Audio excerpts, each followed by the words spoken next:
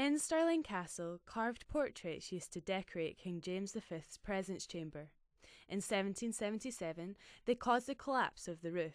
Now, over 200 years after, historic Scotland are restoring it to its former glory. While recarving the portraits, a question arose over the markings on one head in particular. Now, on BBC Radio 4, we attempt to unravel the mystery of head number 20.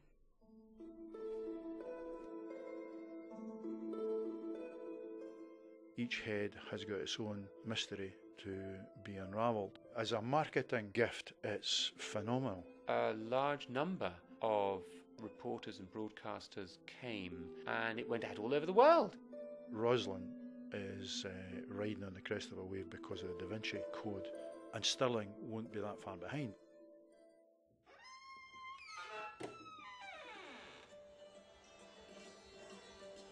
Stirling Palace is the noblest I ever saw in Europe. There is no apartment in Windsor or Hampton Court that comes near it. Why? Because in the roof of the presence chamber are the carved heads of the kings and queens of Scotland.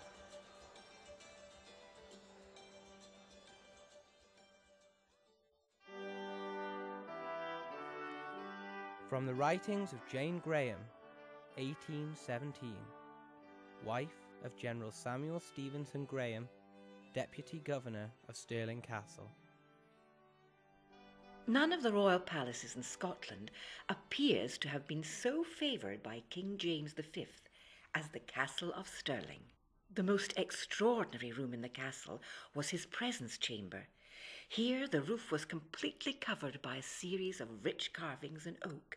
In all, there is an elegance of attitude, a delicacy of expression, an air of unequivocal high breeding. The heads in oak themselves must appear, to everyone who considers them with attention and compares them with similar decorations elsewhere, to possess all the variety, individuality, and life of portraits. The exquisite elegance of the workmanship, as well as the spirit and feeling of the designs, entitle them to high admiration.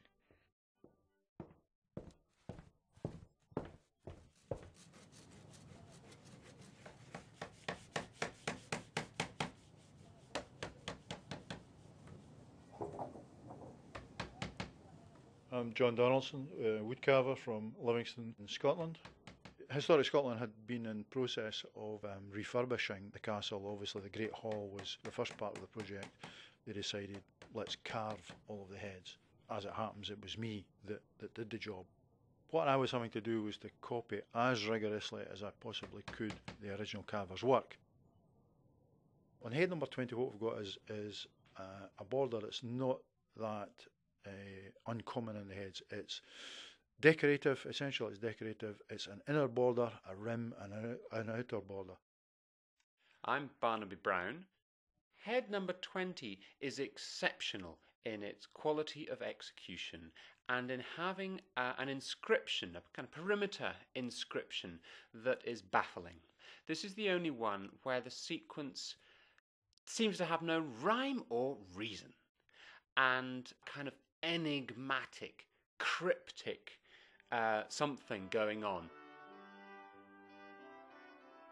I believe head 1 is King James V himself, and number 2 his wife Mary Queen of Guise. Head 7 is not improbably Sir William Wallace, and in regards to most of the other heads, no satisfactory intelligence has been collected. I feel I must try to conserve these magnificent heads, so if they are to become lost, they may be looked upon in the years to come.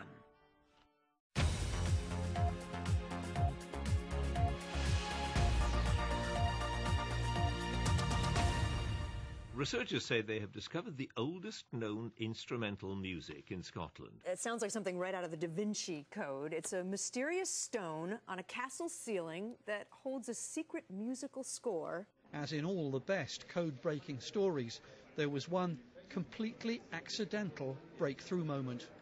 In a grand Scottish castle on an antique carving in the king's bedchamber, a craftsman noticed something strange. Head number 20 was one of the first heads into the job. What we have is a portrait of a woman looking to the side, and she has a brooch about her hanging from her neck with a little head on it, like a little cupid that's looking downwards. The rim on number 20 has got what I thought at the time were just decorative cuts, and that's not unusual. There are quite a number of the heads that have got this decorative rim. The quality of the carving is so superior, not just relative to the other heads, but relative to carving in Europe as a whole. I mean, it is an exceptional piece. I mean, quite extraordinarily beautiful. The depth of the carving, the quality of the figure itself, and all the decoration, it's magnificent. It must be said that the borders with which each head is surrounded flourish in the utmost variety of elegant markings. I discovered that it was not a simple repeat pattern of one and nothing. Actually, it was a series of phrases that suggested to me that it was some sort of code.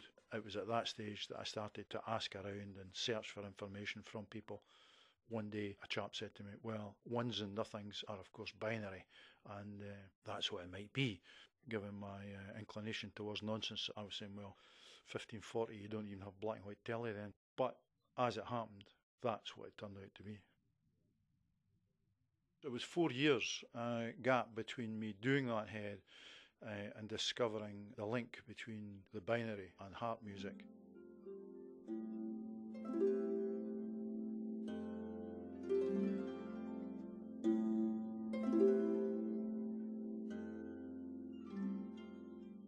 And that happened absolutely fortuitously because I was sitting looking at a documentary on the development of the harp, and the harpist was being tutored in medieval harp. And she had a little bit of a problem, and he said to her, just remember that all medieval string notation was written in binary, a series of ones and nothings. So that was a bit of a eureka moment, and leapt off the sofa, and from then on in it was a matter of trying to find out anybody who would take the thing a little bit further. And then we finally found Barnaby Brown in Glasgow. I'm a lecturer at the Royal Scottish Academy of Music and Drama. I had never heard of the heads. It was simply John Donaldson, I think, had done a little bit of research into ones and zeros and figured out that Barnaby Brown was the man to contact. Because I teach this stuff in my lectures, except my material is exclusively Welsh. The evidence we have is Welsh, as far as ones and zeros are concerned.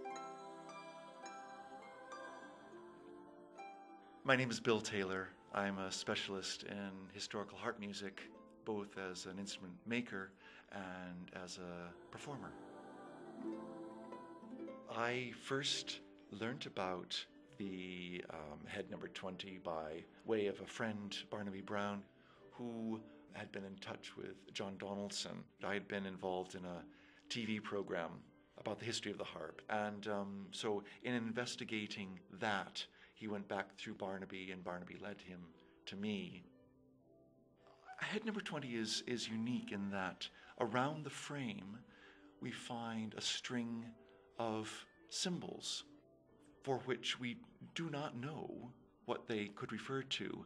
However, they also relate to the notation that was used by medieval Welsh harp players in the 14th and 15th centuries, who used ones and zeros as elements of musical composition.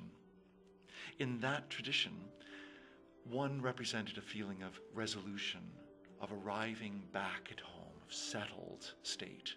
The zero indicated a moment of tension, which contrasted with the final resolution.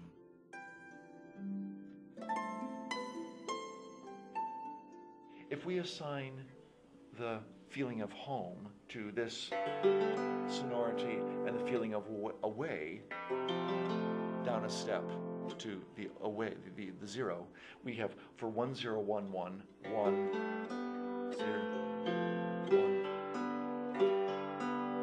and a little bit zippier.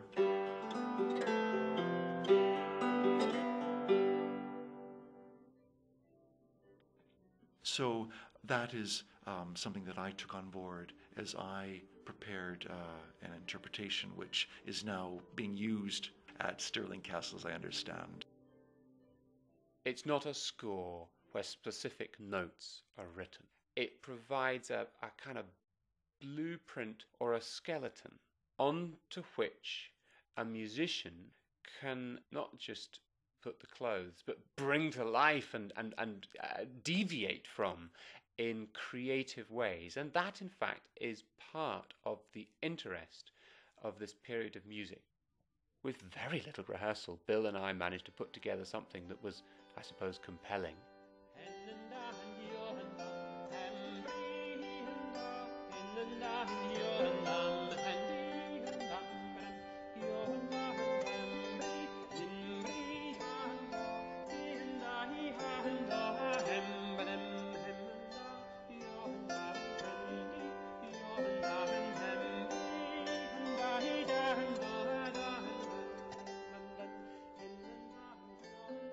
When I did the original presentation at Stirling Castle, I had in front of me a piece of paper with the 1011, 10100000, whatever that had been, that had actually been folded up and put in my pocket. And I had it, so it was a little bit crumpled, and I was sitting on a music stand in front of me, and the TV crew was trying to film me and the harp, and they were actually filming the page, the very page I was working from, which was actually printed A4. It just happened to be a little bit rough, like I spilled tea on it, you know, and so as if it was the ancient manuscript itself.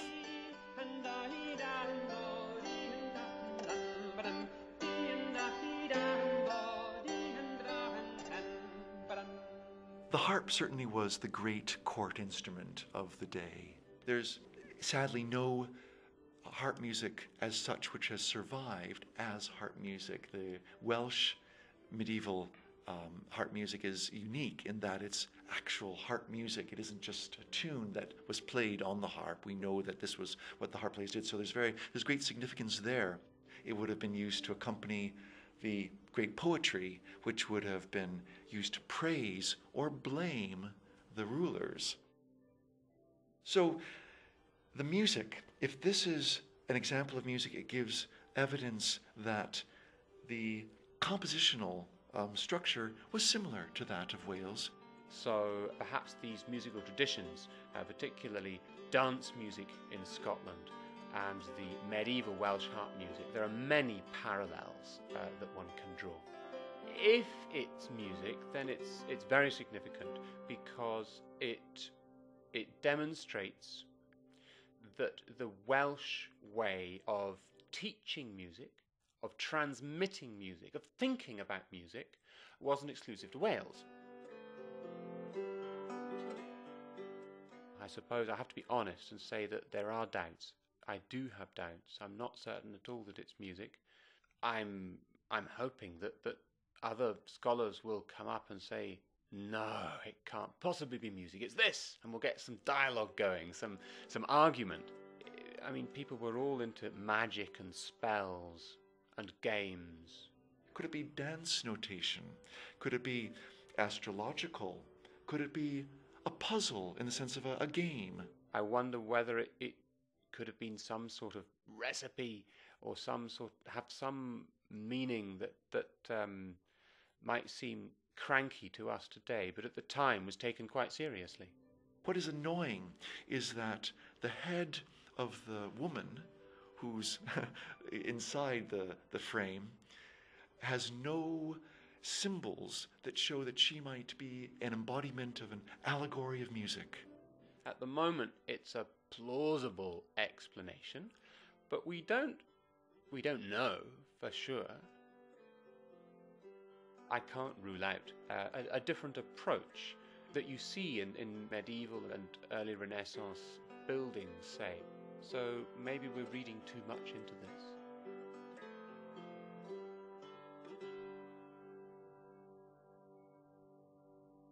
This programme was produced by Joe Carr-Hollands, Jadwiga Skiba and Vivian Kinnear, with thanks to our contributors Barbara Rafferty, John Donaldson, Barnaby Brown and Bill Taylor.